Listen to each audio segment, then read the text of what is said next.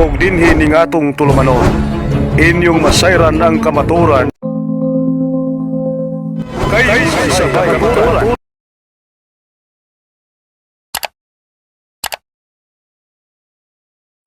Paminaw na to kining usa ka magwawali sa Seventh-day Adventist nga naa daw siya gi search sa ChatGPT ug unsa man ni iyahang gi-chat diri against the Catholic Church sa ato ang paminawon human atong tagaan sa ato ang response.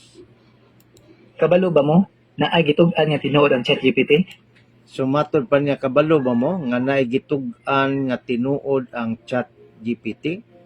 Murag in line sa imuhang statement nga kana ray tinuod sa ChatGPT nga gitugan?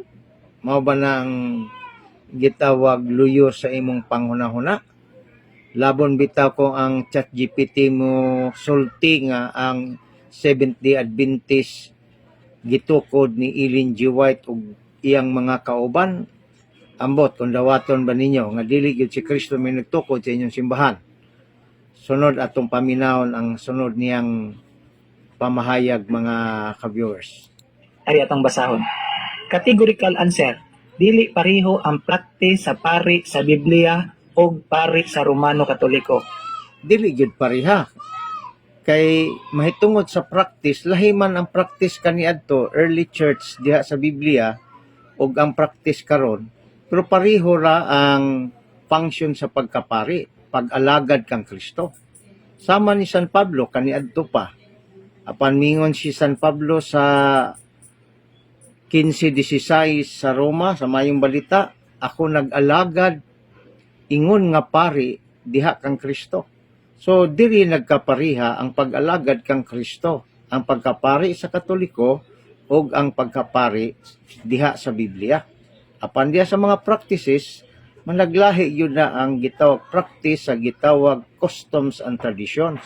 Mo ni wa nimo mahibal-i nga amigong magwawali sa Seventh-day Adventist. Sunod ato ang paminawon. Klaro kayo.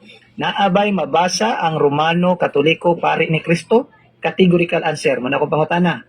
Walay mabasa sa Biblia nga ang Romano Katoliko mo ang pari ni Kristo. Yang gipangutana daw ang ChatGPT kung naabay sa Biblia pari ni Kristo ang Romano Katoliko. Ang terminong Romano Katoliko bag-o na nga termino nga gihatag sa simbahan nga gitukod ni Kristo. Ni atong 1870 ningon ang gitawag og magisterium sa simbahan nga ang opisyal nga ngalan sa gitukod ni Kristo nga simbahan, One Holy Catholic Apostolic Roman Church. So wa ni nagpasabot nga kung dili Roman Catholic Church ang imong mabasa nga mingon ka nga kining maong Romano Katoliko dili ni mao ang simbahan nga gitukod ni Kristo. Kay wa pay mga Protestante Katoliko raman nga Romano Katoliko ang naa sumala sa kasaysayan. O kanang pagkapari din ha, mga kaigsuonan, pari na nga Kristiyano nga nagkalaylahi ang practices tungod kay naa may nagkalaylahi nga customs and traditions. Apan usara kapag alagad diha kang Kristo pagsangyaw sa mayong balita. Sunod. Klaro ha. Nangutana na pong ko. Ang pari sa Romano Katoliko naabay practice nga pagano? Categorical answer gyapon. Oo, ang pari sa Romano Katoliko adunay pipila ka practice nga gigikanan sa pagano nga tradisyon. Basta klaro. Gipangutana daw niya ang ChatGPT kung doon na ba'y practice nga gikan sa pagano ang Romano Katoliko. Ang tubag sa ChatGPT, matud pa niya, oo, na ay mga pipila.